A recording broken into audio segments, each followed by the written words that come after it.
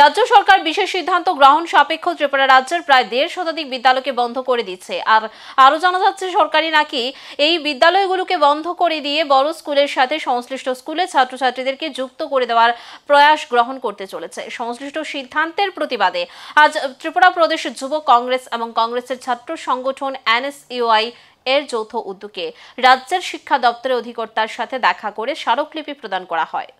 এই সময়ের মধ্যে গোটা রাজ্য জুড়ে ব্যাপক আলোচিত বিষয়গুলোর মধ্যে একটা অন্যতম বিষয় হচ্ছে রাজ্য সরকার বিশেষ সিদ্ধান্ত গ্রহণ সাপেক্ষ ত্রিপুরা রাজ্যের প্রায় 1.5 শতাধিক বিদ্যালয়কে বন্ধ করে দিচ্ছে।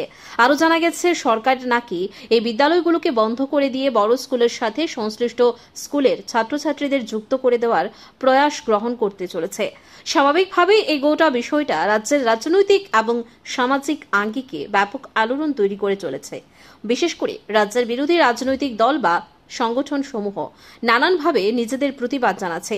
এরকম ভাবে আজ ত্রিপুরা প্রদেশ যুব কংগ্রেসের ছাত্র সংগঠন NSUI এর যৌথ উদ্যোগে রাজ্যের শিক্ষা দপ্তরের অধিকর্তার সাথে দেখা করে স্মারকলিপি প্রদান করা হয়।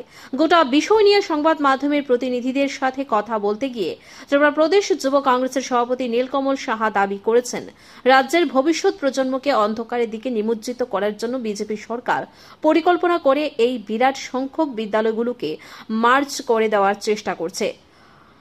তিনি দাবি করেন, যদি বাস্তবিক অর্থে এই সিদ্ধান্ত বাস্তবায়িত হয় তাহলে দেখা যাবে রাজ্যের একটা বিরাট সংখ্যক ছেলেমেয়েরা শিক্ষার অঙ্গন থেকে দূরে সরে যাবে।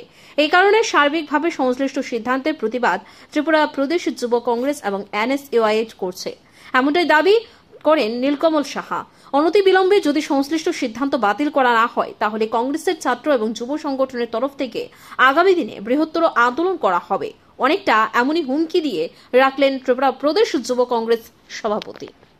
রাজ্যের ভবিষ্যৎ, রাজ্যের ছাত্রছাত্রীদের অন্ধকারের দিকে ঠেলে দেওয়ার একটি প্রচেষ্টা এবং অশিক্ষিত রেখে দেওয়ার একটি প্রচেষ্টা এই ভারতীয় জনতা পার্টির সরকার সংগঠিত করছে। আমরা ইতিমধ্যেই জানতে পেরেছি যে 160টি স্কুলের মতন 160টি স্কুল স্পেশালি হিলি এডিসি এরিয়ার স্কুলগুলোকে বন্ধ করে তাদেরকে বড় স্কুলের সঙ্গে মার্চ করে দেওয়ার একটি প্রচেষ্টা ভারতীয় জনতা পার্টির সরকার রাজ্যে সংগঠিত করার চেষ্টা করছে।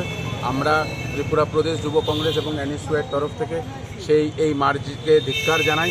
কারণ এই মার্জিং যদি হয়ে যায়, এমন 95টি স্কুল আছে যেখান থেকে ছেলেমেয়েরা বড় স্কুলে যদি আসতে চায়, প্রপার রাস্তা নেই, প্রপার পরিকাঠামো নেই, তারা শেষ পর্যন্ত আমরা দেখতে পারবো যে তারা সেই স্কুলে ভর্তি হওয়ার থেকে বঞ্চিত থাকবে এবং তারা পড়াশোনা করা ছেড়ে দেবে।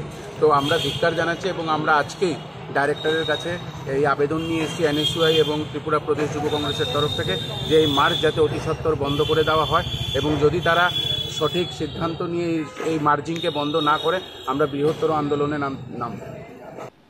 Bureau report, news Switzerland.